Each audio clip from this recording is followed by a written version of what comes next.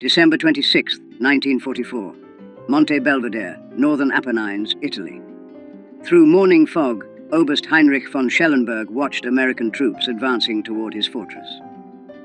"Negroes," his briefing officer had reported with contempt. "The Americans have sent us their weakest troops." Former railroad porters playing soldier. Von Schellenberg, a Stalingrad veteran, studied the men through field glasses.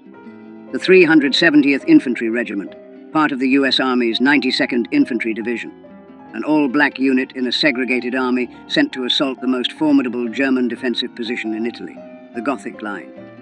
Wehrmacht propaganda had prepared German soldiers to expect quick surrender from black American troops.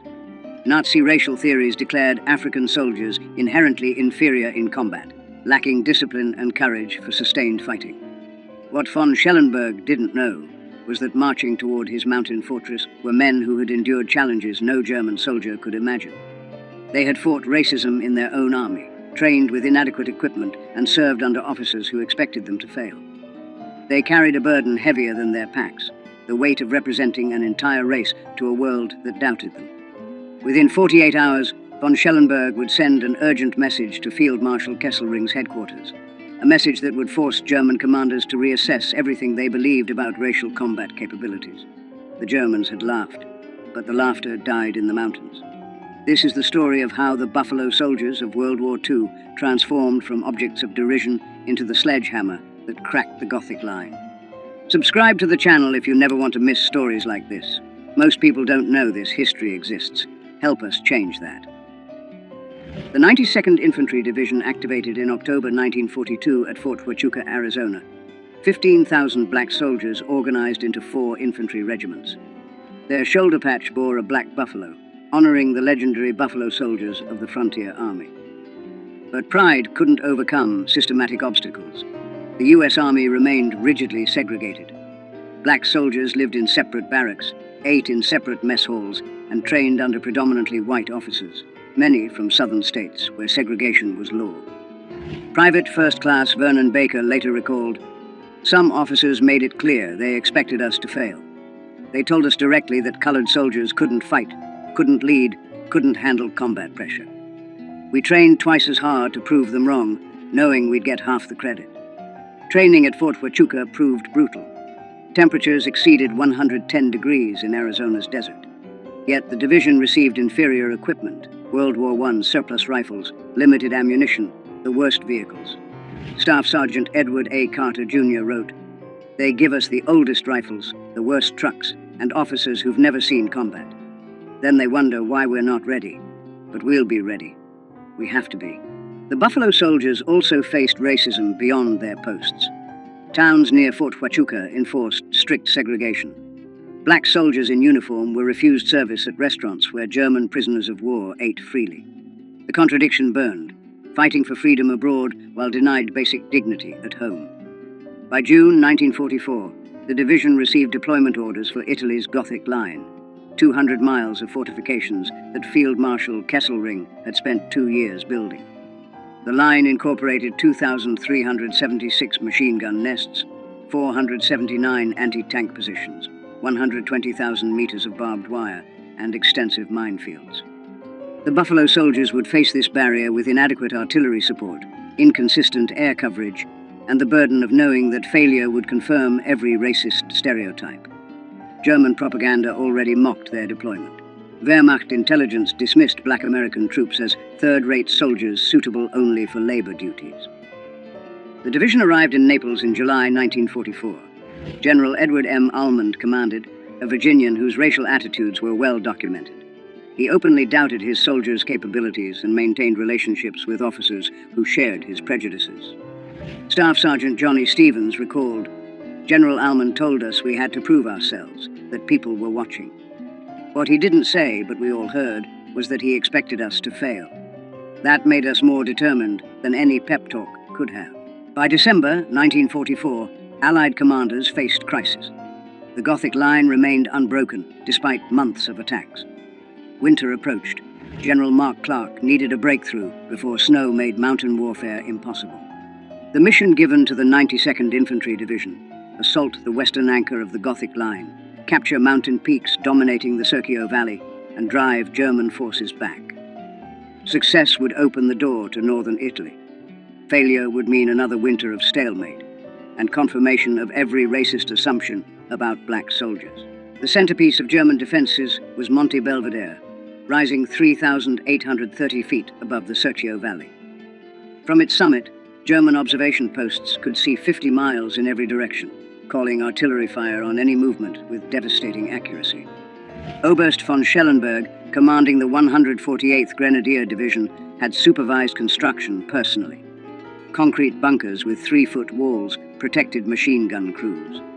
Mortars sat in covered pits, invisible to aerial reconnaissance. The mountains multiplied German effectiveness. A single machine gun could control an entire valley.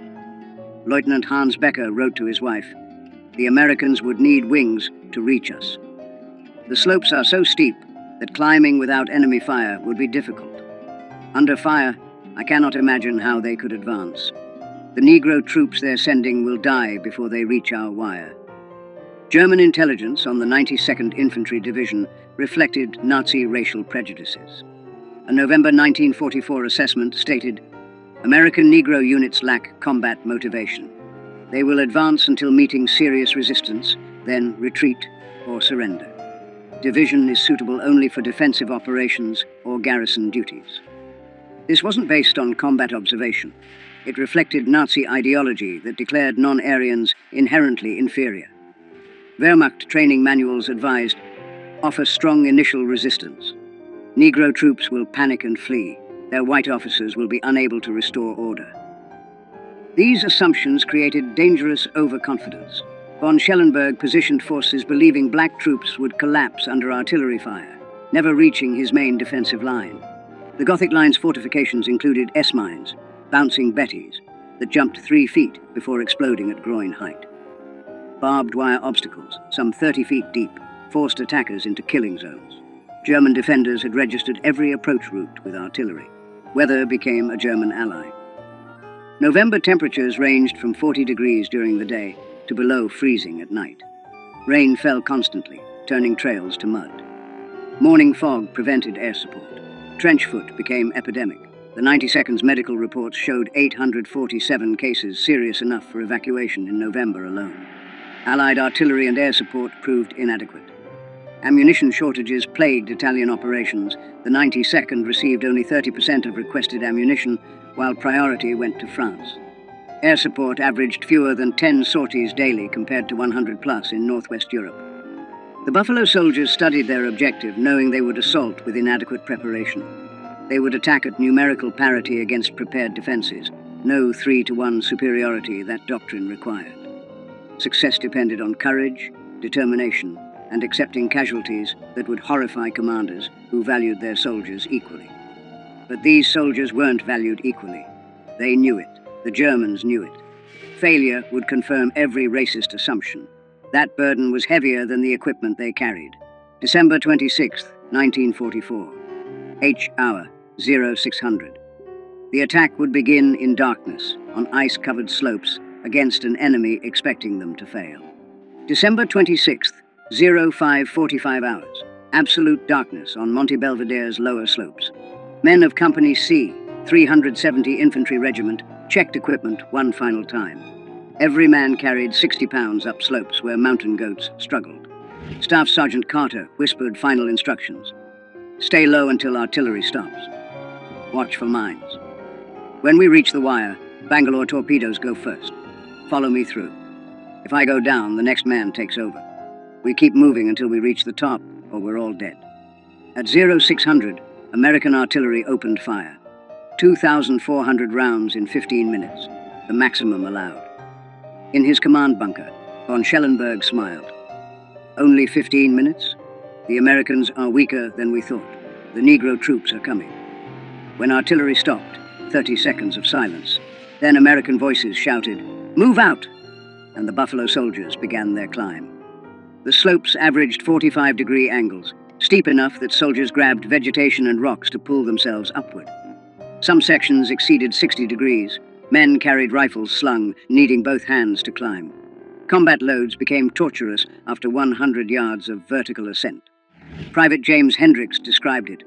You'd climb 10 steps and need to rest, gasping. Your legs burned. Your shoulders ached. You knew if you stopped too long, you'd never start again. So you climbed, one step at a time, listening for the sound that meant Germans spotted you, machine guns opening fire. That sound came at 6:23. German MG-42s, firing 1,200 rounds per minute, swept slopes with interlocking fire. The first bursts caught Company C's lead platoon 400 yards from the